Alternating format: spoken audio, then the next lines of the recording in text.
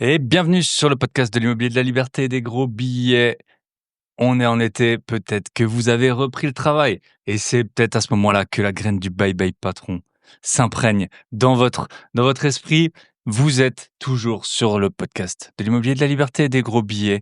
Pas de vacances, pas de stop pour cet été. Mon but, c'est de vous aider du 1er janvier au 31 décembre. Et ce, depuis 4 ans, je suis bye-bye patron multi-investisseur. D'ailleurs, je fête mes 10 ans d'investissement boursier.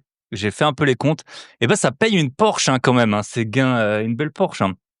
Ces gains que j'ai pu faire en bourse et multi-investisseur immobilier principalement en millions d'euros et en millions d'euros de dettes également. Aujourd'hui, on va accueillir un invité très spécial en la personne de William. J'en ai eu des invités déterminés, et ben lui, il est dans vraiment le top 5%, je pense. 21 lots avec 1500 euros de salaire, plus vivre gratuitement dans sa résidence principale. On va voir l'histoire de William. Il est super. J'ai adoré son histoire. En fait, je l'ai rencontré parce qu'il a participé à ma formation négocier pour faire des gros billets, dans lequel j'avais fait, en plus de mon expérience, j'avais partagé des expériences de 8 investisseurs qui avaient négocié vraiment des millions, et lui, il avait partagé certains de ses achats.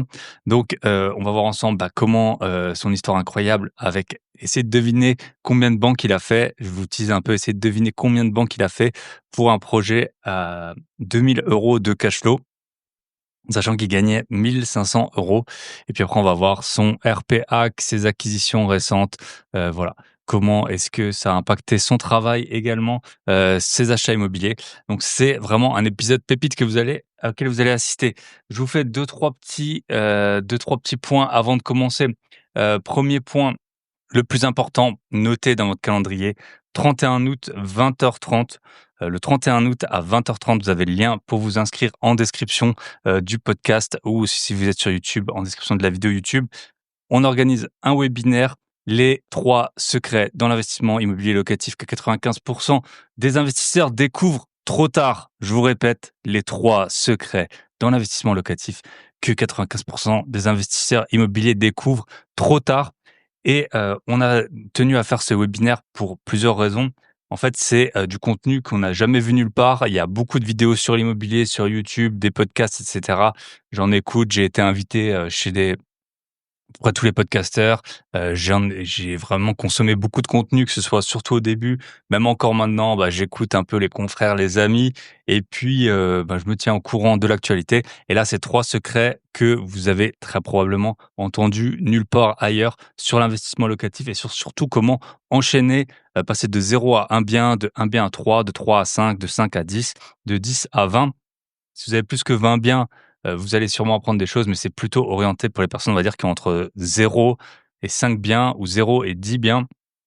Vraiment, comment on enchaîne les acquisitions. Et en fait, pourquoi on a décidé de faire cet épisode, ce webinaire, c'est parce que on voit bien que, nous, on a aidé plus de 40 personnes qui ont toutes trouvé les biens. Toutes les personnes qu'on a accompagnées qui ont, depuis 2021, on en prend très peu à la fois, on en prend 3-4 maximum, Michel et moi.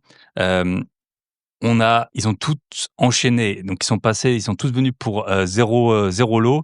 Enfin, ils en avaient 0, ils sont passés à 1, et puis là, il y a Kevin, il vient de dire: «Bye bye patron», 5 lots, Théo 8 lots, il y a Manu et Laure, je sais même plus à combien ils sont, 4, 5, 6 lots. Sont en train d'aller sur un autre projet. Donc en fait, tout le monde a commencé avec une ambition de un lot en nous rejoignant, et ensuite ils ont enchaîné. Donc nous, on connaît très bien les étapes maintenant pour passer de 0 à 1, de 1 à 3, de 3 à 5, de 5 à 10 lots. On l'a fait, on a accompagné des personnes, et je pense qu'il y a très peu de gens qui peuvent se prévaloir de ça, parce que vraiment nous, on les a suivis en one-to-one. On n'a pas eu des coachs qu'on surveillait de loin ou quoi. Ça a toujours été Michel et moi qui faisions les coachings. Donc l'événement, il est 100% gratuit le dimanche 31 août à 20h30. On s'est dit, c'est vraiment pour attaquer la rentrée, ça va être top. Vous allez pouvoir en prendre plein les oreilles, apprendre plein de choses. Donc il y a le lien en description. Inscrivez-vous donc via ce lien. J'espère vous retrouver donc le dimanche 31 août à 20h30. On essaye de prendre le créneau où il y a le plus de gens dispo, où les enfants sont couchés, où on a fait tout ce qu'on avait à faire parce que c'est le dimanche soir et aussi où, on a la niaque, on n'a peut-être pas envie de se retaper une année complète sans voir, une année, en mode rentrée, jusqu'à l'été prochain, sans voir son patrimoine grossir, sans voir les possibilités que l'immobilier, peut nous apporter et bien sûr ce sera sans, langue de bois, mais aussi sans fausses promesses, hein. Nous, on est des investisseurs avisés, expérimentés. Vous ne nous verrez pas encore sur des Lambeaux, à Dubaï. L'idée, c'est vraiment faire grossir votre patrimoine, pallier les, incohérences et les problèmes du système existant, à savoir, difficulté d'enrichissement via, son travail, retraite qui est plus que limitée ou, les perspectives sont plus que limitées et problématiques. Donc voilà, tout ça, ça passe par, l'investissement immobilier selon nous. Donc dimanche 31 août à 20h30, inscrivez-vous. Pour les autres points, d'ailleurs, on a un nouveau coaché, Eric, dans le Club Invest, donc sois le bienvenu. On avait Fred, l'avant-dernier coaché, ça y est, il a trouvé son bien, compromis signé. Donc félicitations aussi. Petit point, je vous ferai un topo aussi de l'avancement. On a, un appartement qu'on avait depuis, 7 ans, je crois, 6 ans peut-être et là, il s'est libéré et on va lui remettre un bon coup de propre. Donc là, l'artisan, il a été récupérer le matériel, il y a 1 ou 2 heures là. Donc je vous ferai après on va faire passer encore un peintre et je vous ferai un topo de combien ça a coûté et des résultats en termes de demande locative. Qu'est-ce qu'on a pu voir, par rapport à ces petits travaux. C'est vrai que les biens, ils vieillissent, hein. On parle de cash flow, on parle d'enrichissement, mais de temps en temps, il faut un peu, prendre sur, cet argent, qui est, tombé, pendant les 6 7 ans et aussi, sur, éventuellement prendre de l'avance sur la plus-value, qu'on aura à la revente et entretenir correctement les biens. Donc je vous ferai un topo, une fois que ce sera fini, d'ici 2 3 semaines, je pense, tout ça repartira en location. Heu et dernier événement, dernier point, événement à Toulouse. Si vous n'avez pas écouté les 2 derniers épisodes, on organise un événement à Toulouse. Là, c'est plus pour les investisseurs avancés. Je dirais au moins 3 lots, au moins 5 lots. Je pense qu'à nous 3 organisateurs, on a plus que 50, 60, 70 lots. Je sais pas exactement, mais on en a quelques-uns. Hem et on va parler IMO, travaux, business physique, business en ligne et crypto avec, Jonathan, Eric et moi, les 3 organisateurs. C'est du 7 au 9 novembre. Vous avez aussi le lien dans la description. Sinon, vous m'écrivez Instagram ou par email info@byebyepatron.net. On est parti, on attaque avec l'épisode avec William. Je vous souhaite une très bonne écoute.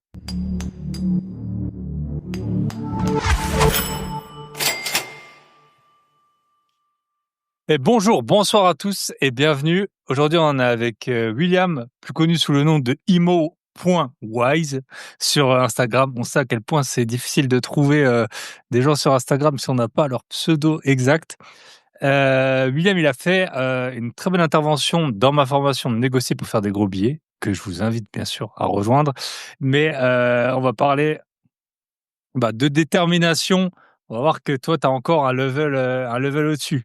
Il y en a qui ont des pourquoi très, très forts. Toi, c'est pas le résultat, c'est le moyen qui a été, super fort.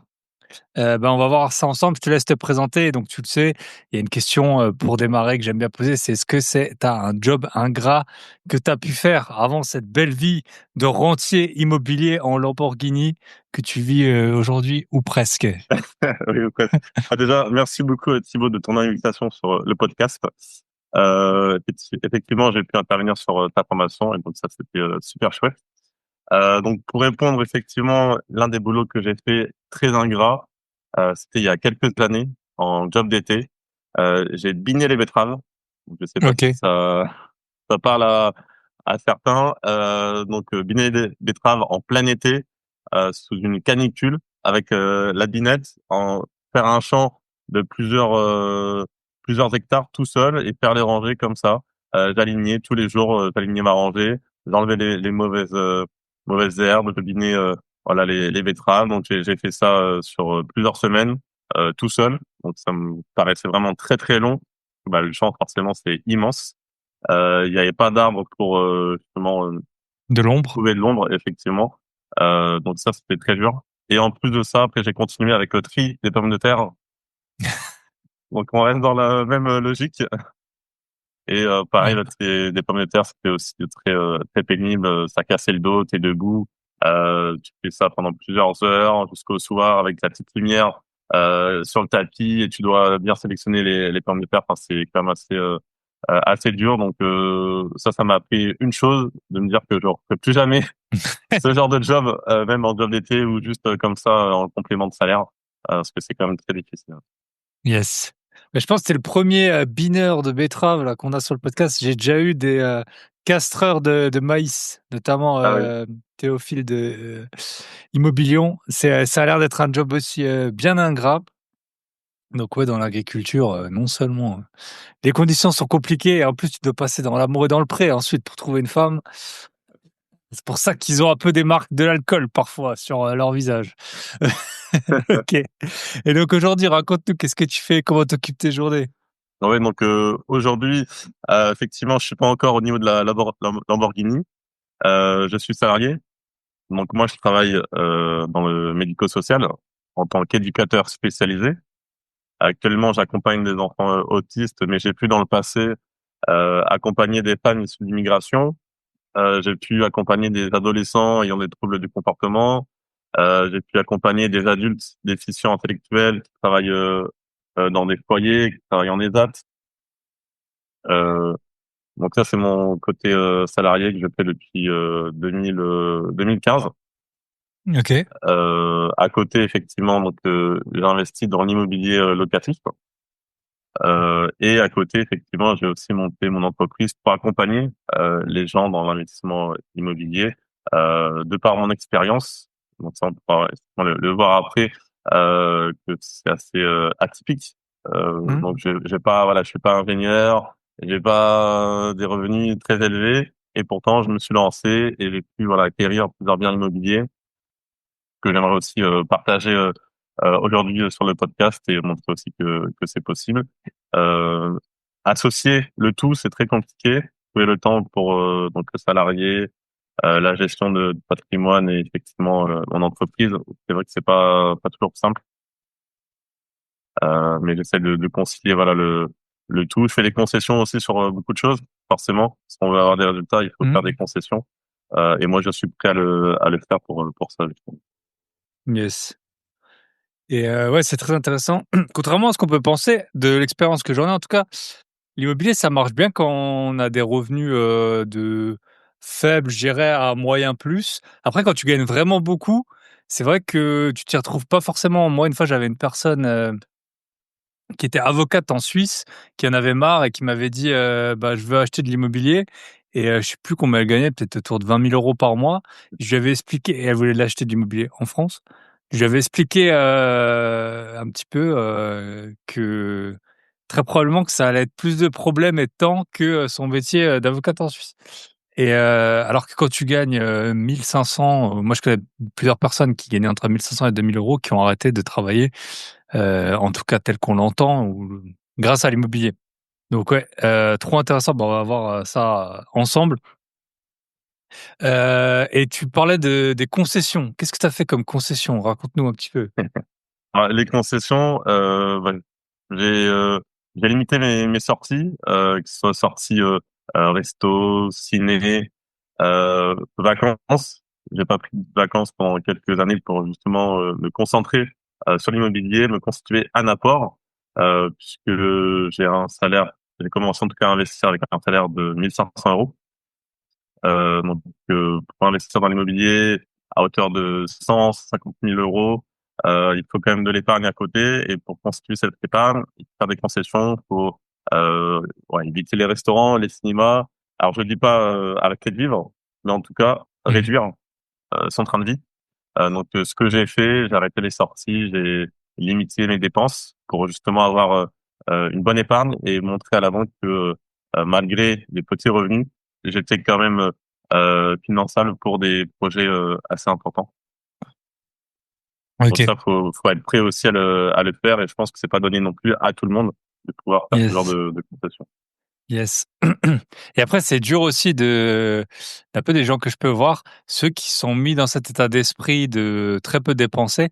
Une fois que tu y arrives, je connais des gens, vraiment des multimillionnaires en immobilier qui, dépensent que dalle. Mais quand je dis que dalle, c'est, au point, que leur copine les quitte, à cause des vacances trop pourries, quoi.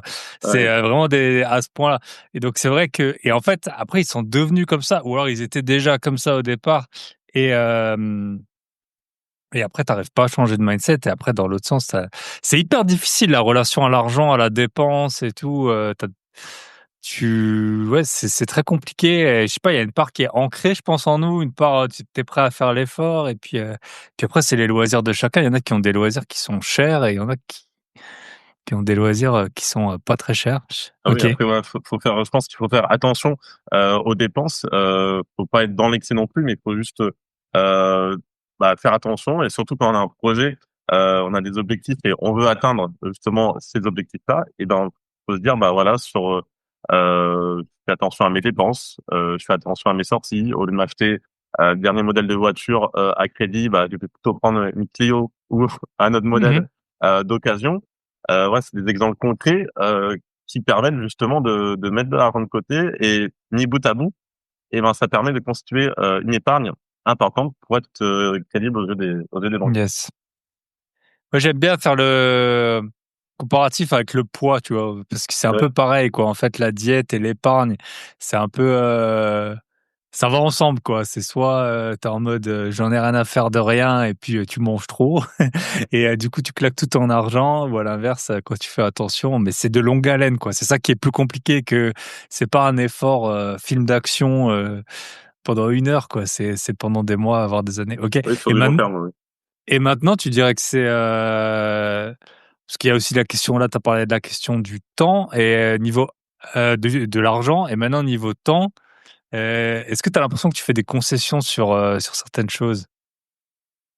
Par rapport au temps, Ouais. oui, parce que tu vois, là, j'ai investi depuis 2019 et je suis pas encore libre financièrement. Après, voilà, j'ai une certaine stratégie, mais Mmh. je pense qu'il faut encore du temps pour Ouais, bien que je sûr. puisse atteindre cette liberté financière, même si mon but c'est pas totalement d'arrêter de travailler, puisque bah, gérer un parc immobilier c'est aussi une forme de travail. Mmh. Forcément, on dépend plus d'un patron, mais on doit répondre à des obligations quand il y a des problématiques dans les appartements, dégâts des eaux ou autres, ou avec les locataires. Mais c'est plutôt voilà gérer son temps. Et je suis pas encore arrivé à ce stade-là. J'y travaille et Mmh. ça demande bah, beaucoup d'efforts. Même si j'arrive à me construire un petit cash flow, j'ai encore cette marge à atteindre OK. qui va mettre un peu de temps, je pense. Et dans ta semaine, tu as l'impression, tu vois, là, on a parlé le temps long, mais est-ce que dans moi, typiquement, par exemple, je regarde, je vous le dis parce que tout le monde me dit, «Qu'est-ce que tu fais ou qu'est-ce que tu fais pas?» pour avoir du temps. Donc je vous donne mon exemple. Déjà, je pense, mon gros hack, j'ai pas d'enfant, j'ai pas de chien. Donc je pense que là, j'ai déjà économisé beaucoup de temps. Je regarde pas la télé, j'écoute pas la radio, je lis quasiment pas les journaux. Heu je fais du sport, mais ouais, j'essaie de faire, ouais, quand même du sport, 3-4 fois par semaine. Heu et après, je dirais que c'est ça mes gros hacks et en fait, je suis quasiment jamais chez moi les week-ends. Je vais toujours voir des gens et cetera. Toute on va dire mon activité sociale, elle se concentre quasiment que le week-end et puis, les soirs, tu vois, là, on enregistre, il est 18h20. Après, j'ai encore un élève de coaching à 20h. Donc, en gros, mes soirées, en général, c'est faire du sport ou travailler et les journées aussi et après, bon, bah, après, il y a les vacances aussi, je pars souvent. Donc Ouais, voilà, est-ce que ouais, toi à quoi t'as renoncé ou quelles dépenses temporelles t'as pas par rapport à d'autres gens? ouais, bah effectivement, bah je suis un peu enfin dans la même dynamique. Bah je suis tout seul, j'ai pas de d'animaux. Effectivement, j'essaie de voir plutôt les amis le week-end. La semaine, bah, ça aussi entre mon côté salarié où je rentre, il est 18h. Ensuite, je gère tout ce qui est mail et côté IMO. Donc le soir, si je dois faire des mails au notaire, artisan, bah ça se passe la semaine, des appels au banquier, des appels, voilà, ça se fait toute la semaine. Le week-end, Mmh. je m'accorde quand même du temps. en général, malheureusement, c'est toujours là qu'arrivent les problèmes avec les locataires et c'est souvent le dimanche. Malheureusement, mais des dégâts des eaux, ça peut arriver aussi le dimanche. Donc là, faut trouver des solutions. Donc, en amont, je prépare aussi des listes d'artisans. Donc ça prend aussi du temps. Des artisans de confiance que je rencontre, pour Mhm. échanger avec eux et leur expliquer, bah, si jamais j'ai des dégâts un dimanche, est-ce que vous êtes prêt à intervenir? Est-ce que vous êtes autour du secteur? Voilà, tout ça, c'est des choses que j'anticipe pour quand je suis après en difficulté, bah, je sais que je peux appeler telle personne pour pouvoir gérer le problème. Et je suis plus en stress parce que j'ai anticipé Mhm. la chose. Donc Yes. ça prend du temps. Yes. Comme pour l'aviation, en général, tout ce que tu fais quand c'est calme, ça t'aide le jour où tu as un moteur qui tombe en panne. Ouais. Ok. Ouais, bah, super intéressant. En plus, toi, tu as un métier. Beaucoup de gens ont un métier de bureau, mine de rien, aujourd'hui. Et du coup, tu peux gérer un petit mail sur ton téléphone. Enfin, ça dépend après des emplois, mais je veux dire, faut quand même voir qu'il y a beaucoup. En plus, il y a des personnes en télétravail et tout. Toi, avec ton métier, bah, je suppose que les enfants handicapés, ils te laissent pas 20 minutes sur ton ordi en train de relire un projet de compromis, quoi. Donc, Ouais, exactement. Moi, c'est impossible. Mes journées, je peux pas prendre le téléphone pour lire un mail, appeler ou relire un compromis. C'est impossible. Je suis dans mon travail de 9h à 17h, même si j'ai des Mhm. pauses. J'ai pas assez de temps. À la limite, durant ma pause, je peux appeler pour une visite d'un appartement, gérer à quelle heure on fait ça, etc. Mais effectivement, j'ai pas l'ordinateur toute la journée. Donc, je suis Mhm. moins actif qu'une personne comme t'as dit qui est en bureau ou en télétravail ou même pour regarder les annonces sur le Bon Coin ou sur d'autres sites de petites annonces, et ben, durant ma journée, je peux pas. Donc, c'est Mhm. aussi un frein pour moi par rapport à des biens qui peuvent sortir en journée ou d'autres, pourraient avoir la primeur d'appeler, de faire une visite le jour même, alors que moi, bah, je peux faire ça que le soir et encore quand je fais pas autre chose. Ouais. Quand t'es pas éclaté, quoi. Parce qu'il faut le dire aussi, Oui, c'est le ça. Parce que soir. Ouais. c'est un métier qui prend, comme beaucoup d'énergie, mentale, Ah, bah, je veux bien le physique. croire. Et Ouais. effectivement, j'arrive le soir, bah, je suis fatigué. Il faut encore que je gère après des problèmes IMO. Après, c'est aussi ce que j'ai choisi, donc je vais pas me plaindre parce que Mhm. c'est aussi dans l'IMO ça permet de pouvoir travailler sur d'autres points. Même si je fais du social des fois avec les locataires, mais je le fais différemment de mon travail. Donc, Ouais, je pense qu'il faut parfois un peu changer de ton entre les oui, différents protagonistes ouais, que tu as à j'ai pas de faire. pitié dans le locatif. Yes. Ok, trop bien. Bah vas-y, on va un peu parler de la genèse. Donc, tu Yes. as commencé en 2015 ton métier. Euh, est-ce que ça a été quoi un peu la... Est-ce que c'est que tu voulais tu aurais trouvé du sens en plus de ton métier qu'il y en a déjà? Est-ce que c'est plus d'argent, plus de temps, arrêter plus tôt, autre chose à laquelle j'ai pas pensé? Raconte-nous. Ouais, ouais. Effectivement, de commencer en 2015 et donc j'étais après diplômé et après en fait je suis parti vivre à l'étranger. Donc, j'ai vécu au Ok. Canada. J'ai vécu un an et un mois au Canada et au Canada j'ai eu un projet de restauration et en parallèle je me formais également sur l'immobilier avec des vidéos YouTube et des podcasts parce que j'étais un peu curieux. Et donc, j'ai bossé à fond mon projet de restauration. Donc, toutes les semaines, j'allais au Starbucks et toutes les semaines, je bossais sur mon PC, je bossais le business plan, je bossais tous les points à travailler pour qu'une fois rentré en France, je puisse le mettre en place. Donc, je suis rentré en France. Euh, pour bien connaître et maîtriser le sujet, j'ai été serveur durant 2 mois pour voir vraiment de l'intérieur comment ça se passe un restaurant, les complications, les difficultés qu'on peut avoir. Ensuite de ça, j'ai affiné, j'ai commencé à demander de l'aide à certains organismes pour la restauration. Et là est venu le Covid. Ok. Donc pour moi, le Covid c'était pas plus mal parce que ça m'a permis justement d'ouvrir les yeux sur le fait que ouvrir un restaurant c'est quand même financièrement il faut avoir les reins solides. Et j'étais pas forcément prêt à cette époque puisque j'ai toujours le même salaire et trouver des aides, trouver après un associé qui maîtrise aussi la cuisine, les formations. Voilà, c'était quand même un gros projet très lourd. Et vu que je n'y connaissais rien à part mes 2 mois de serveur, voilà, ça m'a dissuadé en tout cas de me lancer avec le Covid.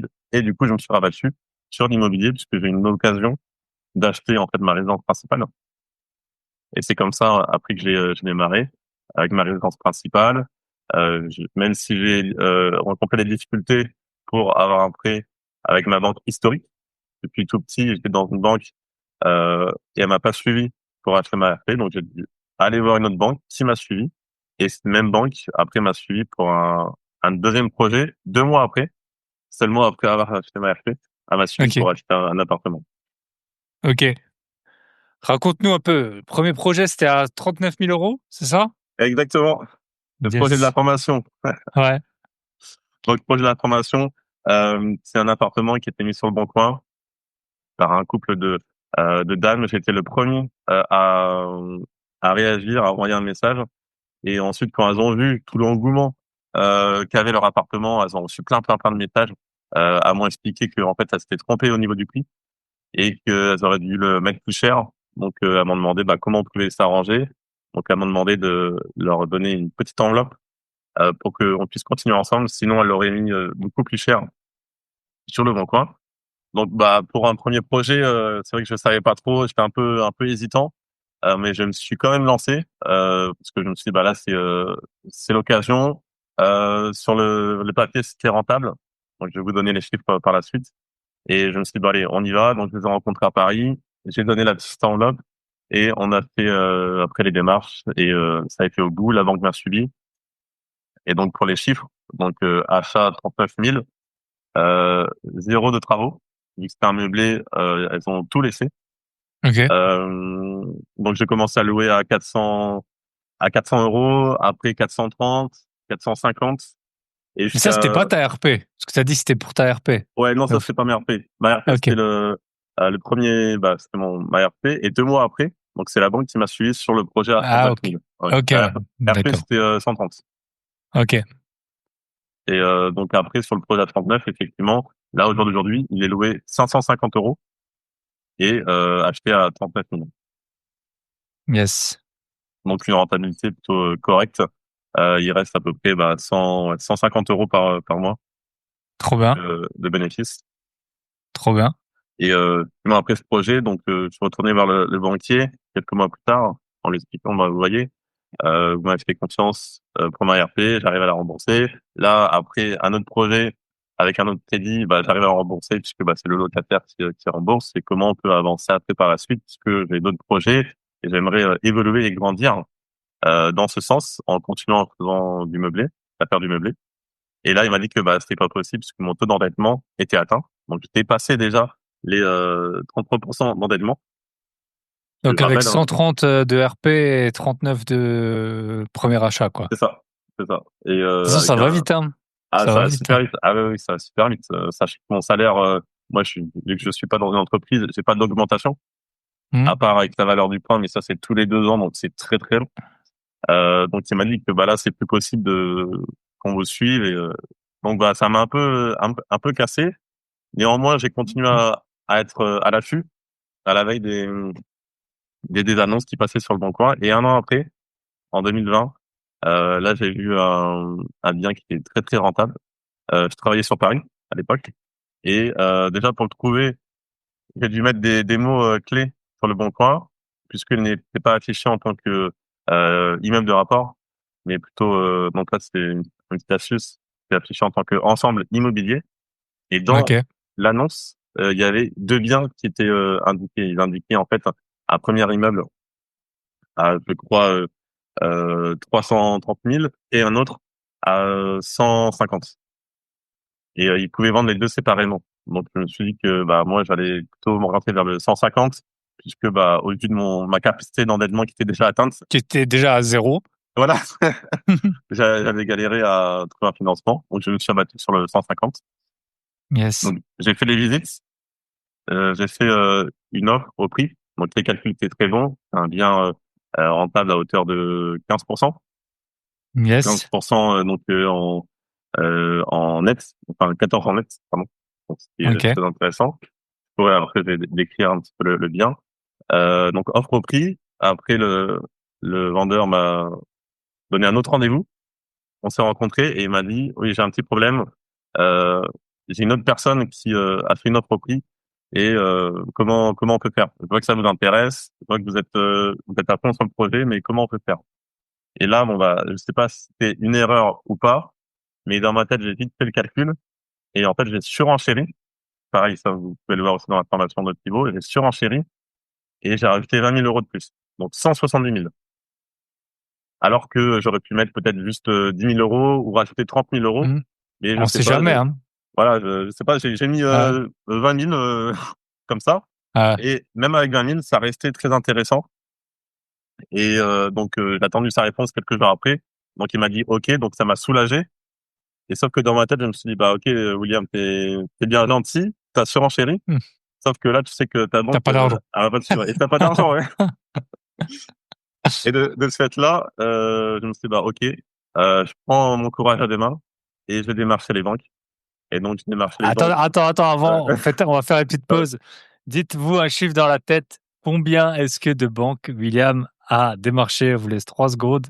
Ouais. Est-ce que c'est plus que 5? Est-ce que c'est plus que 10? Est-ce que c'est plus que 20? Dites un chiffre dans la tête. Et si vous avez la bonne réponse, William vous donnera un lot de cet immeuble. Non, quand même pas. Yes. Alors, dis-nous, combien de banques? Donc, bah, pour faire un peu durer le suspense, j'ai commencé Yes. par les banques sur Paris, puisque effectivement à l'époque je travaillais sur Paris, des banques aussi dans ma région. Donc moi je suis en Picardie, donc j'ai commencé à faire les banques. Je commence par quelques banques, 5 banques. Je vois que c'est un peu compliqué, donc je demande à des courtiers de me suivre. Il y a un courtier qui prend pas mon dossier parce qu'il m'explique que donc c'est trop élevé puisque je cherchais un financement à hauteur de 214 000 €. Donc j'étais déjà fortement endetté. Donc il prend pas mon dossier. Un autre courtier qui prend mon dossier, mais qui me dit que ça va être compliqué, mais il va tout faire pour réussir. Et donc en attendant, moi je continue à chercher les banques. Donc voilà, 10 banques, 15 banques, 20 banques. Là il y a C'est une quoi, c'est des formule. visios que tu faisais? T'allais en physique ou c'était comment? J'appelais en fait pour avoir des rendez-vous. Je me déplaçais parce que pour moi c'est important de se rencontrer en face à face et j'ai plus de poids Bien sûr. par rapport à mon projet pour le défendre en face à face. Quand je pouvais pas, effectivement, c'était des mails, mais c'est vrai que j'aimais pas. Et dans ma tête, je me disais déjà que ça allait être mort par mail, parce que Mmh. en envoyant tout le fichier, parce que pareil, j'ai un gros fichier bancaire où je mets tout, l'étude de marché, le projet. Enfin, c'était quelque chose vraiment de béton, où le banquier avait pas à me demander un document supplémentaire, puisqu'il avait vraiment tous les documents dans le Mmh. fichier que je lui ai envoyé. Donc effectivement, je préférais me déplacer. Donc j'ai dû proroger le compromis puisque bah, j'ai dépassé en fait le délai. Mmh. Donc je l'ai prorogé une première fois. Donc ça c'était oui quand j'ai fait les 15 banques. Donc après j'ai continué à faire les banques et je commençais un petit peu à être en panique parce que je voyais la date limite arriver et j'avais toujours pas de financement. Donc je me suis pris un petit peu en avance et donc 2 semaines avant la fin, j'ai demandé si on pouvait proroger une deuxième fois. Donc ils ont accepté et je leur dis oui, là j'attends une réponse de la banque, c'est sûr que ouais, je vais trouver, mais vous inquiétez pas, faites-moi confiance. Et donc je remercie encore une fois ces vendeurs-là parce que ils ont vraiment été cléments avec moi. Donc j'ai prorogé une deuxième fois, j'ai continué à faire 20 banques, 25 banques jusqu'à la 30e banque où là, j'ai réussi à avoir donc une réponse du banquier qui m'a suivi. Et j'avais même une 31e banque sur Paris qui pouvait me suivre. Mais c'est vrai que j'étais dans un état de stress assez haut.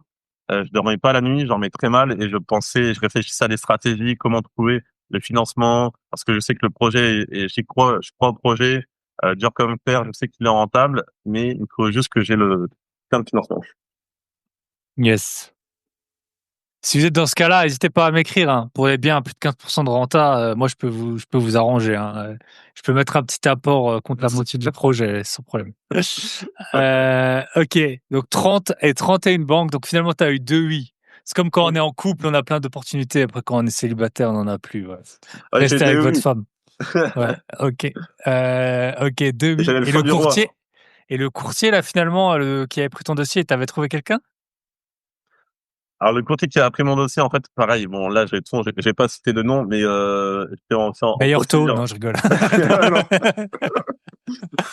Mais il m'avait trouvé quelqu'un, sauf que en fait, en gros, j'étais plus rapide que lui. J'ai fait la même banque qu'il a démarché et j'ai une réponse en fait favorable de cette banque-là. Lui, il avait aussi cette réponse favorable, sauf que il me l'a dit que beaucoup plus tard.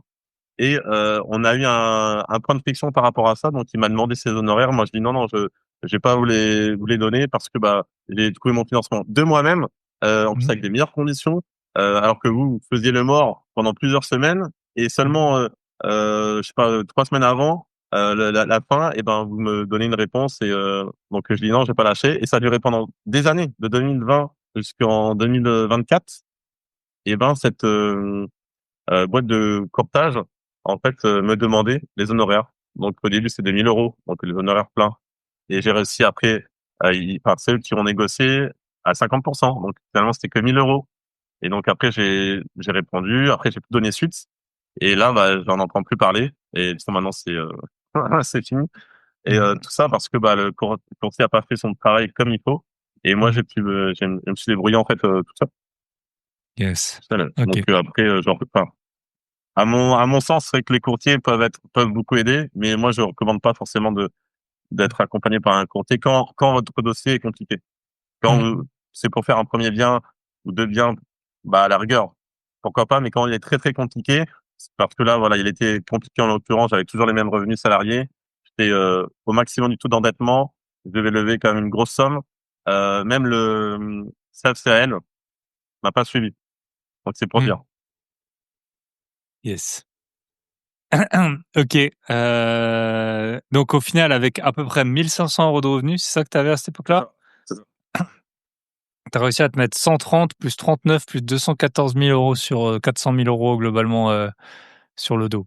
C'est C'est ça. ça? Pour apporter des chiffres clairs, oui, exactement. Ouais. Ok. Raconte-nous, est-ce que ça valait le coup? C'est 31 dates bancaires. Est-ce que finalement, la conclusion en a valu la peine? Oui, effectivement, les jeux en valaient la chandelle, puisque bah, pour décrire le bien, et pour rentrer vraiment dans les détails, c'est un bien qui est composé de 3 logements, 2 T2 et 1 T3, un local commercial, 30 places de parking et maintenant 6 box. Avant, c'est 5 box et maintenant, j'ai réussi de avoir le 6 box. Et donc, pour un revenu total locatif hors charge, quand tout est loué, à 3 000 euros. Quand tout est loué. Entre 3 000 2008, € ouais, 2008 et 3 000 euros de loyer de total hors loyer charge. total hors charge. Voilà. Ok. Et Donc une du coup, opération assez rentable. donc t'as un emprunt autour de 1 000 €, je suppose. Tout à fait, j'en emprunte de 1 011 euros. Ok. Et donc il te reste 2 000 € tout simplement de. Et c'est de la longue durée ou de la courte durée qu'il fait là-dedans? Dans les 3 appartements, je fais de la longue durée. Ensuite, bah, local commercial, c'est loué à un commerçant. Et après, bah, les parkings et les box. J'ai à peu près 15 places de parking qui sont louées. Et tous mes box sont loués, parce que c'est assez demandé. J'ai des petits Mhm. box que je loue 70 euros, d'autres 100 euros, des grands box. Et ça, c'est vrai qu'il y a une bonne demande. Yes. Est-ce que tu as des vannes, vu que c'est un peu la mode des vannes là, des van lifers ou je sais pas comment on dit, des van aficionados? Parce que moi j'en ai un et je me dis: «C'est vraiment le parking que j'ai», enfin, le box il est grand. Franchement, ils ont pas le choix d'être chez moi en gros et je loue 90, Ouais. et franchement ça me paraît être un très bon plan, tu vois, d'avoir des box, pour ce genre de personnes. Parce que ça, clairement, ils peuvent pas les laisser dans la rue donc Oui, oui, oui. ouais. Enfin, le risque est énorme pour justement ce type de personnes. Mmh. Alors non, moi j'ai pas de van lifer. Par contre, j'ai beaucoup d'entreprises qui Ah ouais. louent les box, tu vois, entreprises qui font la menuiserie, dans le bâtiment, ou alors juste une personne qui veut stocker pour un déménagement qui va durer sur le temps, ou juste parce qu'il n'a pas de garage. Mmh. Et donc il stocke ses affaires, sa remorque et toutes ces choses. Donc là, effectivement, il y a une demande par rapport à Yes, ça. yes. Et ça, c'est, tu comprends l'intérêt du minimalisme quand tu loues des garages. Parce que c'est vrai que, du coup, tu fous des trucs que t'as pas envie de jeter et puis à la fin, au final, le truc, tu vas le garder des années. C'est vrai que nous, les garages qu'on loue, mais moi, j'en ai 2 que j'ai achetés en 2022 et j'ai jamais eu de changement de locataire. On en a un avec Michel, on a eu un changement et je crois que ça fait 3 ans aussi qu'on le loue. Enfin, c'est vraiment, c'est vraiment top, hein, parce que, les gens, surtout quand ils stockent des affaires et ben, bah, voilà, déjà aller à sa cave, ça embête pas mal de monde de mettre des Ouais. cartons à la cave alors quand c'est pour, des affaires qu'on a, qu'on sait pas trop quoi en faire et tout ça, ça a un peu de valeur, mais en même temps tu payes. Donc Ouais, voilà. c'est ça. T'as beau- C'est les box, c'est vraiment moi. Toi, pour rebondir, j'ai une locataire d'un petit box qui fait 10 mètres carrés. Elle est là depuis plus de 2 ans. Et Ouais. c'est d'affaires. Enfin, moi, je vois des fois par la fenêtre, ça a pas bougé. C'est des sommiers, c'est des machines, enfin, c'est des choses Ouais. et ça bouge pas. Et les gens, effectivement, ils restent. Enfin, ils payent tous les mois 110 euros. Je sais même pas si elle y va dans le Donc box. 2000 Et, euros, quoi, elle a déjà payé, alors que ça se trouve, il n'y a même pas 2000 euros sur le bon coin si tu vendais les affaires, quoi. ouais, ouais. Enfin, Ouais. tu te dis, c'est quand même une vraie demande aussi dans certaines régions d'avoir des Mhm. box pour stocker.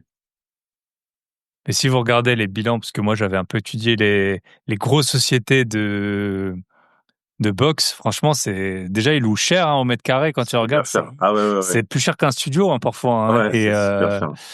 et euh, et c'est une machine à argent. En plus eux ils vendent des assurances souvent en plus pour tes biens et du coup ils font aussi de la marge. Enfin, trop intéressant.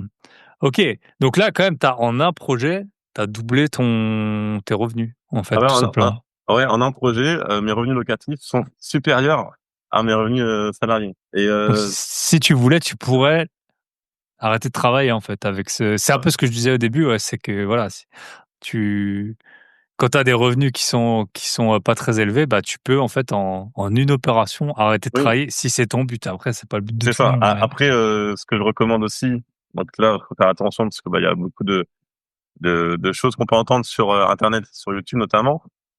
Effectivement, je pourrais arrêter mon travail, mais il y a beaucoup de personnes qui oublient que donc dans le locatif, forcément, il y a des réparations. Donc quand il y a un Mmh. ballon d'eau chaude qui pète, c'est 700 à 800 euros de réparation. Quand il y a une plaque de feu, enfin une plaque de feu qu'on doit changer, là j'en ai changé une il y a pas longtemps, c'est 150 euros. Quand Mmh. on le fait soi-même, tout cet argent, il faut le sortir de quelque part. Donc Bien sûr. effectivement, si on arrête de travailler et qu'on a 2000 euros, les 2000 euros, moins ballon d'eau chaude, moins plaque, etc., etc., et ben finalement, c'est compliqué après pour vivre avec ce qui Mmh. reste. Ouais, bien sûr. Donc pour l'instant, c'est pour ça que je pense qu'il faut continuer en tout cas de travailler dans ce sens-là. Bien sûr. Puis après, il faut bien faire quelque chose de sa vie aussi, hein, si tu veux. Ouais. Il faut pas en Picardie, c'est pas canicule toute l'année, hein, donc Ah non, non. D'ailleurs, il a plu aujourd'hui. OK et du coup, la suite, c'est quoi, là? Parce qu'en final, on est quand même il y a un petit moment, là. C'était, 2020. 2020. Là, on s'est arrêté à 2020. Du coup, 2021, je trouve aussi un autre bien. En fait, c'est le vendeur du premier immeuble où il y a les locales commerciales et les parkings qui Mmh. vend à un autre immeuble. Donc, ça m'intéresse. Ça, je fais une offre et je propose ça à la banque qui m'a suivi et à ma grande surprise, elle accepte. OK. J'étais vraiment très étonné. Je me suis dit, ah ouais, j'ai même pas besoin de faire autant de banques. Juste une Ah banque, ça ouais. suffit. Punaise, Donc, moi, j'avais l'adresse de 30 banques, là, déjà pour leur demander. donc du coup, ils ont accepté de me suivre. Et pareil, bon, ça c'est un peu moins rentable, mais ça reste intéressant parce que c'est dans une rue principale, toujours dans la même ville, avec trois studios et un local commercial. Donc ça c'est voilà, ça diversifie aussi le risque avec le local commercial. Donc j'ai été sur cette opération-là. Donc ça, c'était en 2021. Et ensuite, 2022. Effectivement, j'ai toujours ce souhait de continuer. Je vois que c'est compliqué, donc je me suis dit, tiens, peut-être me mettre en société. Donc, j'ai fait une société. Et là, effectivement, j'ai acheté un peu plus gros. Donc, un immeuble avec 6 studios et un local commercial. Donc, 7 lots en tout. Donc, c'est voilà, un gros immeuble. Avec, avec le prix plus le frais de notaire plus travaux, on est à 422. Là, tu t'es associé 422. avec quelqu'un, du coup? Là, je me suis associé oui, avec quelqu'un pour faire ce projet.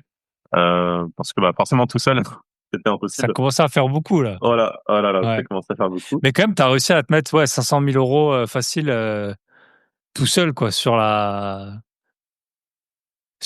tête, quoi. Oui, Donc, oui. ouais. Et après, En bon, fait, là, on est à mi-parcours. On n'a pas ouais, encore fini le. Donc là, du coup, ouais. cet immeuble en Donc là, si on incubation. rajoute ta part, bah là, t'es plus à 500, t'es à 700. Voilà. Ouais. Après, après, on passe en 2023. Où effectivement, je trouve un autre, tu vois, petit appartement qui est intéressant en termes de rendement, qui est pas très élevé. Enfin, sur le prix, je crois que j'en ai parlé dans la formation, c'était 49 990 du prix, et Mhm. j'ai fait une offre à 37 000. Donc sur un petit prix négocié plus de 10 000, c'est quand même très Mhm. très dur. Et cette offre-là est passée. Donc 37 000 euros. J'avais 4 000 euros de travaux, mais en réalité, j'en avais que deux. J'ai gardé 2 000 euros sur le compte. Et, euh, et je loue actuellement 500 euros. L'appartement, c'est un T3. Je loue 500 euros. Trop Voilà, et ça, bien. c'était aussi une bonne affaire et je me suis dit, bah, tiens, voilà, faut se lancer. Sauf sur les petits projets, c'est là où tu as de la renta, hein, quand tu payes 37 000. Oui, oui, Parce qu'en France, il n'y a pas de logement qui coûte 200 euros, quoi. Donc, si tu arrives à payer moins de 50 000, tu es quasiment tout le temps rentable, en fait. oui, C'est un oui, peu le. C'est... c'est ça. Ok. Ok, là, on est 2023. Ouais, 23, t'as déjà, bon, après, les lots des parkings, ça compte pas, mais enfin, oui. ça commence à faire déjà pas mal de lots, là, hein, quand même. Et après, bah, je me suis aussi intéressé au commercial puisque enfin, au local commerciaux, pardon, puisque j'en avais déjà quelques-uns avec les pieds des immeubles. Hmm. Et donc, bah, je me suis dit pourquoi pas bah, tenter l'expérience des locaux, mais des locaux propres, donc sans en pied d'immeuble, vraiment achat de deux murs commerciaux. Donc, j'ai acheté un mur commercial euh, en 2024. Et, C'était celui-là, 47 000?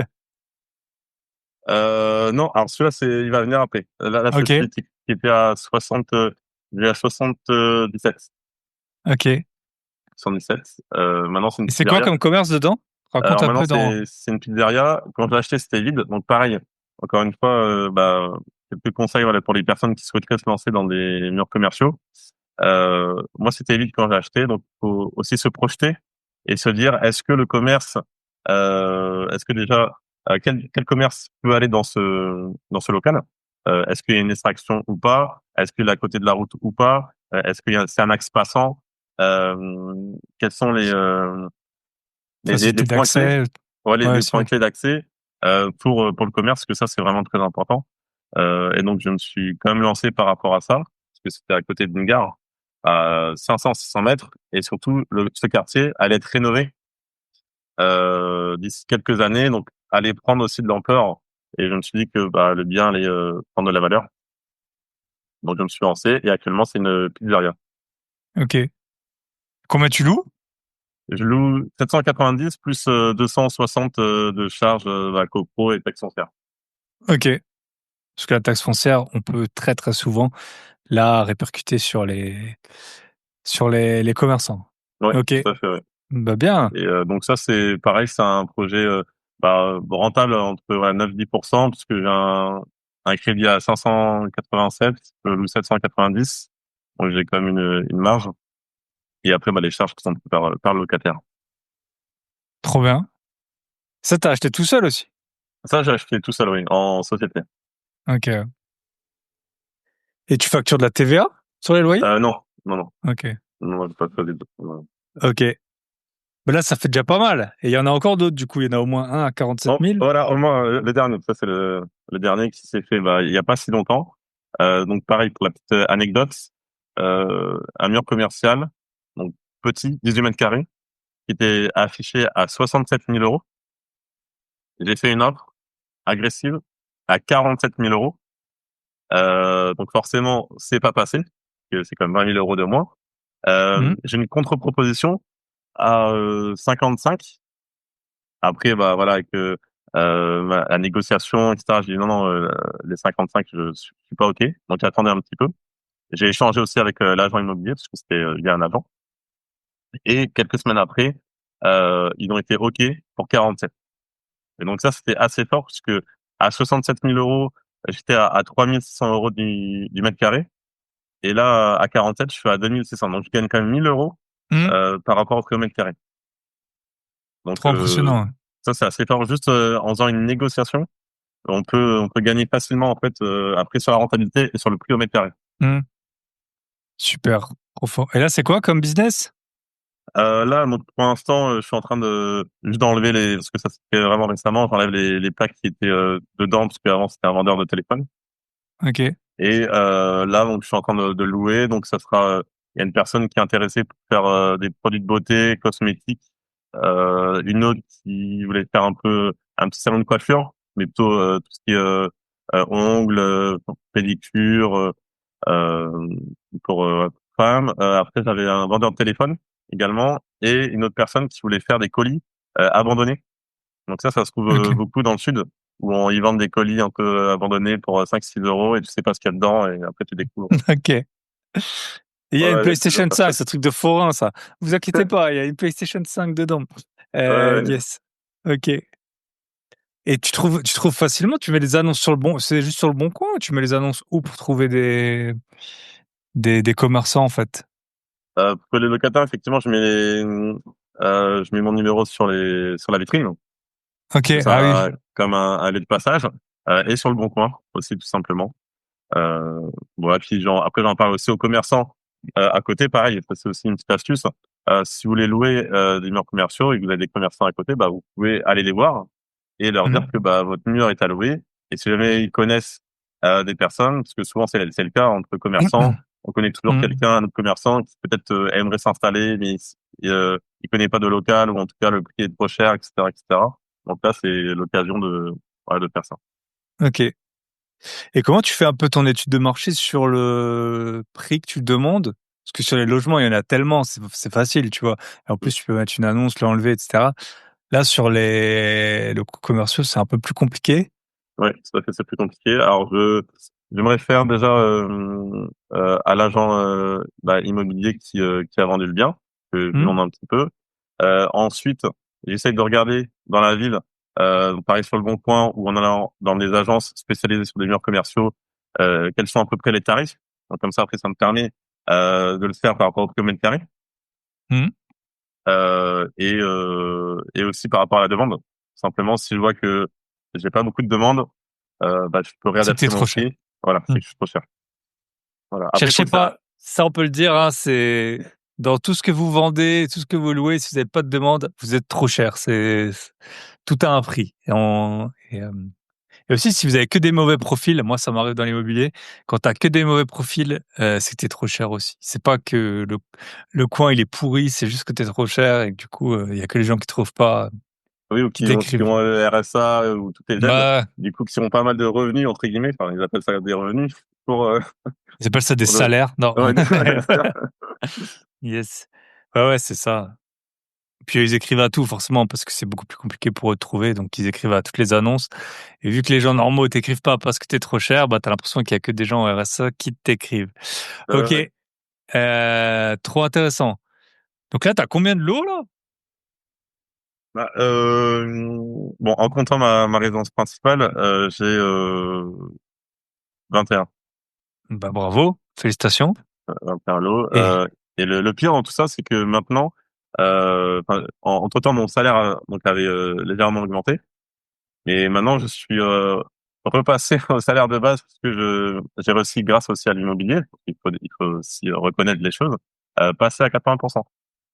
ok, Donc, je trop suis à bien. temps partiel pour prendre du temps pour gérer mon immobilier, gérer mon entreprise d'accompagnement et de coaching et gérer voilà tout ce que je peux pas faire des fois en semaine. Je le fais sur Hmm. mon jour de repos Quel jour t'as choisi? le jeudi. Comme ça, vu Le que le j- mercredi après-midi je travaille pas de base. Ok, Là où je travaille le mercredi après-midi, je travaille pas. J'ai choisi le jeudi pour faire un jour et demi. ok, Euh, Comme ça, moi, j'ai vraiment le temps. Après, je reprends le yes, vendredi. Vendredi, c'est une petite journée et après le week-end. trop bien. Bah voilà, c'est ça aussi. C'est bon, le podcast s'appelle Bye Bye Patron. Après, chacun fait ce qu'il veut, chacun a les ambitions qu'il veut. Il y en a qui ont des enfants, qui veulent des sacs Hermès. Il y en a qui veulent juste qu'on les laisse tranquilles et habiter dans les Vosges, en Picardie, dans des coins, voilà, plus calmes et moins chers que dans la cohue parisienne ou lyonnaise. Et tu peux aussi gagner. Bah en fait, tu t'es acheté du temps. Enfin, la banque t'a permis d'acheter du temps. Donc c'est quand même incroyable. Et c'est vrai que du coup, ton augmentation, c'était quoi, 300 ou 400 euros vu. Enfin, Ouais, ouais, j'ai été enfin, jusqu'à 1009, toi. Mais ouais, c'est pas fou. Enfin, je veux dire, c'est ouais. même pas venu, c'est pas. Ouais, mais je veux dire, en une OP avec le cash flow que t'as, en gros, c'était. Mais Et ça te prenait pas une OP, ça prend pas un jour par semaine pour toujours, quoi. Donc, ah non, mais c'est ça qui est fou parce que en plus de ça, bon, je fais aussi du Airbnb dans hmm, un logement dans ma résidence principale. Et quand je vois, donc je le fais de temps en temps, quand je veux pas, je ferme les calendriers. Et quand je vois que sur un mois, je peux faire des fois plus que mon salaire, enfin surtout les mois d'été où il y a beaucoup de personnes, bah je me dis Mmh. c'est dingue. Enfin la puissance que ça a, juste Ouais, la location et l'immobilier, c'est fou. ouais, c'est incroyable. Ouais et tu loues toute ta RP? Raconte un peu, parce que j'ai une formation sur le sujet qui se vend pas du tout, alors que c'est, pour moi, le franchement le meilleur hack, si tu pars de zéro, si tu as peu de revenus et tout. Ouais. Heu, Tu loues quoi? Toute ta RP? Raconte un peu. Ouais, ouais, bah en fait justement je pense que bah ça tu dois connaître et certains auditeurs également. C'est un très bon hack, c'est d'acheter sa RP et de garder et si vous avez l'opportunité de faire en fait un logement bah, dans un bâtiment ou d'allouer un logement bah, sur votre terrain. Donc effectivement j'ai ma Mmh. RP et au fond du jardin bah j'ai des bâtiments et il y a un bâtiment notamment que j'ai réhabilité pour en faire un studio. Donc avant c'était un atelier. Après, j'ai un garage et deux petits bâtiments de 10 mètres carrés. Et donc, dans cet atelier-là, il faisait quoi, 24 mètres carrés. Et ben, en fait, j'ai décidé de créer un logement Airbnb. Donc, j'ai dû faire, bah, tous les travaux, forcément, de A à Z, hein. Mmh. On part sur une dalle béton et il faut tout refaire. Donc, ça, j'ai fait les travaux. Ça, J'en ai c'est eu quoi? pour, 20-30 000 € à peu près, non? ouais, exactement, j'en ai eu pour 26 000 euros pour OK. tout refaire avec forcément les évacuations, ramener aussi à la fosse septique parce que j'avais pas tout l'égout. Donc voilà, il y avait pas mal de choses à faire. Et cet argent-là, parce que c'est quand même une grosse somme, enfin 26 000 euros, Mmh. j'ai réussi à l'avoir en fait parce que j'ai anticipé que j'allais faire ces travaux de Airbnb. Je l'ai inclus Dans l'emprunt. après dans l'emprunt d'un autre bien immobilier. Ça, tu pas le droit! Mais comment tu as pu? Eh non. Non, non, Ah non, non, c'est un bon hack, hein, c'est un très bon hack. Ouais, c'est ouais. juste que j'ai gonflé l'enveloppe pour les travaux que je devais faire dans l'immeuble Mmh. justement et j'ai demandé 40 au lieu de 20 pour réhabiliter l'appartement et bah le reste j'ai Mmh. gardé pour faire les Airbnb. Donc en fait bah le prix de mon immeuble déjà est couvert par juste les locatifs de l'immeuble et le Airbnb en fait c'est comme si ça me payait ma résidence principale, mon crédit de résidence Ouais. principale en soi. Donc tu payes 0 de résidence principale grâce à ça. C'est ça. Voilà. Ça j'ai C'est pas de là où je dis crédit que c'est trop dessus. fort, c'est tu vends une formation, moi j'en ai une aussi, sur la bourse par exemple. Ouais, La bourse, c'est bien à long terme, mais je veux dire, ça va pas te changer ta vie. Alors ouais. que là, du jour au lendemain, tu peux ne plus payer la plus grosse dépense que tu as, chaque mois. C'est un truc, C'est ça, c'est fou. Et puis il suffit. Enfin, là, moi, je parle d'un bâtiment où j'ai fait un logement. Que là, c'est un studio de 22 mètres carrés avec isolation que j'ai optimisé à fond pour rentrer 4 personnes dans un studio. OK. Donc, bah, vous allez me dire, bah, comment t'as fait?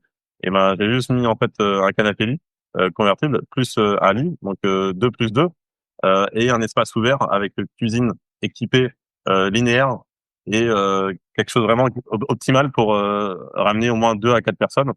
Et donc là, je l'ai fait dans un bâtiment, mais vous qui avez peut-être un appartement ou un T3, T4, bah, vous allouez une chambre faire du Airbnb, vous louez juste ça 20 ou 30 euros euh, par nuit, et à la fin du mois, bah, ça vous ramène ouais, peut-être 300, 400 euros en fonction, et c'est déjà ça qui Ah, vient mais se tu peux rajouter. faire bah, moi, voilà, je dis pas où j'habite, pas que vous veniez et je le loue plus d'ailleurs, mais moi, j'habite dans un endroit qui est super cher. Je l'ai fait à un moment, je louais 80 € par nuit, une chambre dans mon appart. Quand j'habitais tout seul, je le faisais, 80 € la nuit et quand j'étais pas là, je louais, plus que, autour de 200 €, avec, du coup, j'étais pas là, je fermais juste ma chambre et j'ai un placard aussi avec des affaires. Alors je dis pas, c'est pas du tout pour tout le monde, mais il y a un moment aussi, il faut savoir, toi, tu as été voir 31 banques. Moi, j'ai fait 10 000 € en 6 mois en faisant ça, hein. Je veux dire, quand même, il y a des gens, ils vont économiser toute leur vie pour aller en Polynésie, je sais pas quoi. À un moment, j'étais Ouais. parti à l'île Maurice et j'avais pris une résa à 1 400 €, tu vois, pour quand j'y étais. Bah franchement, en plus, je sais pas, ça rassure un peu. T'as quelqu'un dans ton appart, si t'es une femme seule, tu te dis bah voilà, au final, tu vas pas te faire cambrioler ou quoi tant qu'elle est là. 1 400 €. En plus, j'avais bien fait, j'avais mis un nombre de nuits minimum que ça couvre quand même bien le séjour et trop bien, quoi. En plus, tu peux te payer rien que tu peux te payer une femme de ménage. C'est un truc, Ah oui. bah, voilà, ça peut te changer ou un homme de ménage, bien sûr. Ouais. Après, faut oser Ça le enfin, faire. Tu vois, faut oser le bon, faire. ouais, Tout le moi, monde en n'est fait, pas je prêt. savais j'avais pensé, je suis arrivé, je savais que ce serait comme ça, quoi. J'ai pas de meubles Roche-Beaubois ou des trucs comme ça, super chers. Ouais, c'est ça, faut y penser dès le début. Je pense si tu Ouais. commences à mais c'est vraiment le meilleur hack que tu peux enfin, je sais pas si tu confirmes, mais pour moi, c'est vraiment le meilleur hack que tu puisses avoir, quoi. Ouais, C'est si, vraiment je, des je confirme à 100% parce que, tu vois, sur une année, enfin, j'ai dû faire, bon, après, c'est pas énorme, mais parce que je loue pas non plus à chaque fois, mais 8 000 euros, c'était quand? mais C'était, voilà, mille l'an cinq cents euros dernier. par mois, combien de Ouais, gens à 1 500 € par mois, ils économisent huit ouais, ouais. mille euros Non, par mais an? c'est énorme. Après, encore une fois, effectivement, faut être prêt à ce que les personnes rentrent dans ton intimité. Ah, Moi, bien sûr. apprennent le même chemin que moi pour rentrer, apprennent la cour et vont au fond du jardin pour aller Mmh. dans l'appartement. Et moi, je tourne juste pour aller dans la maison. Donc, faut être prêt aussi à ce que les personnes rentrent dans l'intimité, partagent des espaces communs. En Mmh. l'occurrence, moi, c'est l'extérieur. Il faut accepter ça. Après, bon, Mmh. toi, t'es parti, donc effectivement, tu laisses l'appartement et la personne a l'appartement Ah. complet. Mais toi, je pense que c'est pas donné à tout le monde de dire bah la Non, non, personne. bien sûr, ouais. Si t'es en couple, je sais qu'il y a j'en ai parlé à plein de gens. Mais après, c'est toujours pareil. C'est des gens qui travaillent 5 jours, par semaine, qui ont, dont leur vie financière leur convient pas, leur boulot leur convient pas, parfois leur conjoint leur convient pas et à un moment, tu leur dis: «Ah ouais, non, non, quand même, ça» tu vois? C'est un peu le voilà, je pense que le mantra de l'épisode, c'est, si tu veux, tu peux, quoi. Oui, c'est Et ça. si tu y arrives pas, c'est que souvent t'as pas été assez loin. Pas Oui, oui. tout le monde, bien sûr, il y a des exceptions, mais voilà, 8 000 €, même je pense que, tu as plein de médecins qui épargnent pas 8 000 € par an, quoi, qui ont des trains de vie, trop élevés. OK, bah, trop bien. C'est carrément ça. Enfin, je pense que c'est possible, enfin, pour tout le monde de se lancer et d'oser. La seule limite, et puis c'est nous-mêmes. La Mmh, seule limite, c'est nous-mêmes, et surtout c'est nos croyances limitantes qui font que bah on se bloque parce que on se dit bah non, c'est pas possible, ou non, j'ose pas parce qu'il va venir chez moi et qu'il va voir ma salle de bain, ma cuisine, mmh, etc. Mais à contrario, on va se dire ouais, mais comment j'aimerais améliorer mon niveau de vie, mais comment je peux faire? Et là, il y a des solutions que bah tu peux proposer, qu'on propose, etc. Et que les personnes sont pas prêtes à mmh. saisir. Ouais, bien Et sûr. il manque encore, je pense, un biais cognitif là à débloquer pour que Mmh. les personnes fassent le grand saut. Yes. Et maintenant, bah, je pense que tes collègues, tu dois avoir des collègues, quoi. Si tu leur dis que tu parce que bon, voilà, les calculs, les a vite fait, hein. Si tu as 1 000 000 € de patrimoine à 10 ça fait 10 000 € quasiment par mois qui rentrent. Enfin, je pense que eux, c'est dans aucun monde, il y a 10 000 €. Alors, il y a beaucoup de remboursements, il y a des charges et Oui, tout, oui, bah mais oui, ouais. dans aucun monde, ils pensent que le gars qui mange avec eux au réfectoire, heu, il rentre 10 000 €, quoi. Ouais, bah, tu vois, C'est ouais, exactement. Mais c'est pour ça que au début, je pouvais un petit peu en parler, et maintenant, j'en ah, n'en parle pas parce que c'est tabou. En plus, je suis dans un milieu donc dans le social où c'est un peu des militants, enfin, les gilets jaunes, etc. Bah, j'ai rien contre tout ça, mais voilà, c'est pas forcément la même vision qu'on a des choses. Et moi, je préfère construire mon avenir et préparer mmh, ma retraite et être dans l'action, que peut-être d'autres qui vont, je sais pas, porter des combats ou manifester, etc., qui tout à leur honneur, hein. Mais moi, mmh, je suis plus dans l'action et à faire les choses et à faire dès maintenant. yes, trop intéressant. Bah, bravo en tout cas, félicitations pour, tu des ratios, revenus-endettement les plus élevés qu'on a eu sur, sur le podcast. Donc, bravo à toi et pour la suite, qu'est-ce que tu veux faire? Parce que là, ça commence à faire quand même beaucoup, hein, de l'eau, Là, enfin, c'est, je sais que moi à 20, vraiment, je trouve qu'entre 20 et 30, quand c'est pas ton activité principale, c'est quand même la limite, quoi. Enfin, je sais pas ce que tu en penses, mais ouais, ouais, c'est tout à fait. Bah là, effectivement, on parle de l'eau, mais après, c'est la gestion. Et effectivement, en termes de mmh, gestion, c'est vraiment dur parce que je gère tout seul. mmh, Ça, voilà, faut le rappeler, je gère tout seul. Il y a pas d'agence. Quand il y a un problème dans un appartement, bah, c'est moi qu'on appelle. Et ça, effectivement, ça commence à faire beaucoup. Donc, je sais pas, je suis en train de réfléchir de déléguer encore plus, même si c'est ce que je fais déjà. J'ai des hommes, on va dire, à tout faire dans chaque ville que mmh, j'investis. Et j'en cherche, et ils sont souvent en binôme. mmh, Comme ça, au moins, quand j'ai des problèmes, bah, ils peuvent intervenir. Après, j'ai des personnes qui rénovent aussi de A à Z les logements qui peuvent intervenir. Après, l'idée, c'est de continuer puisque je suis en LMP. ou en meublé professionnel, continuer en meublé et in fine arriver à un stade où vraiment je pourrais me permettre de soit être à mi-temps, à 50%, ou alors démissionner et puis faire des CDD, faire des missions d'intérim et vraiment être flexible et que ce soit moi qui Mhm. choisisse en fait ce que je souhaite faire. Mais je pense qu'il faut encore là, aller au-dessus pour atteindre ce niveau. T'as un chiffre? Genre, tu t'es dit, bon, bah, quand il y a ça qui rentre, t'es pas obligé de le communiquer, hein, mais quand il y a ça qui rentre, je me mets à mi-temps ou? Oui, oui, j'ai un chiffre. Bah, déjà pour le 80%, je me suis dit bah je fais cette opération et là je me mets à 80%. Donc j'ai réussi à faire cette opération. Donc en Mmh. même temps, je me suis aussi récompensé bah, du fait que ça a pu marcher, que j'ai pu être suivi par les partenaires bancaires. Et donc je me suis mis à 80%. Et effectivement pour 50%, j'ai un chiffre pour me lancer après parce que c'est mine de rien, il faut oser. C'est Bien passer sûr. à temps partiel après 50%, parce que tu perds forcément tes revenus. Ouais, ouais. Tu perds tes revenus et puis il y a plein d'emplois dans lesquels c'est pas si simple de bah, voilà, si tu es directeur financier d'une boîte cotée, tu peux pas te mettre à 50 du jour au lendemain, quoi Ouais, ouais. et c'est pas que dans ce genre de métier, quoi. Et que ça soit aussi accepté. Parce que moi, le 80%, j'ai de la chance que ce soit accepté. Souvent, c'est bah, Mmh. les femmes pour des congés maternité, c'est les mercredis après-midi, c'est des choses comme ça. Et Mmh. moi, j'ai une réelle chance d'avoir pu avoir mon 80%. Je pense que c'est pas donné à tout le monde. C'est pas parce que tu vas demander à temps partiel qu'on va te l'accorder. Que Ouais, bien sûr. l'employeur a le droit de refuser. Yes. Bah, écoute, trop bien. Félicitations en tout cas, William. Je te Merci. souhaite, vas-y? Ouais, ouais, j'aimerais bon après enfin, conclure en tout cas mettre cette petite citation que j'aime bien et que je dis souvent quand bah toi je fais ce genre de podcast ou des fois à la radio etc dans des émissions locales mais c'est une phrase qui en tout cas reflète ma personnalité et je pense qu'il peut servir aussi à beaucoup d'auditeurs pour se lancer et oser franchir le pas et se dire que c'est possible, que c'est pas réservé à une élite, c'est pas réservé à des personnes qui sont aisées, que c'est vraiment accessible. Et je pense qu'il faut vraiment casser cette barrière limitante. Donc c'est la qualité d'un homme se calcule à sa démesure. Tentez, essayez, échouer même sera votre réussite. Eh Est-ce ben, que c'est un bon moyen. tu sais de qui Ouais. ça vient? Non, pas du tout. Jacques Brel. Ah, bah, voilà. Celui qui dit aussi que, la sottise, c'est de la paresse. C'est un peu, pareil. Nous, Oui, c'est un peu, en fait, contre ça qu'on lutte. OK et ben, merci beaucoup pour cette phrase. On te souhaite tout le meilleur, en tout cas et puis à très bientôt. Bye merci bye. beaucoup, à très bientôt. Bye.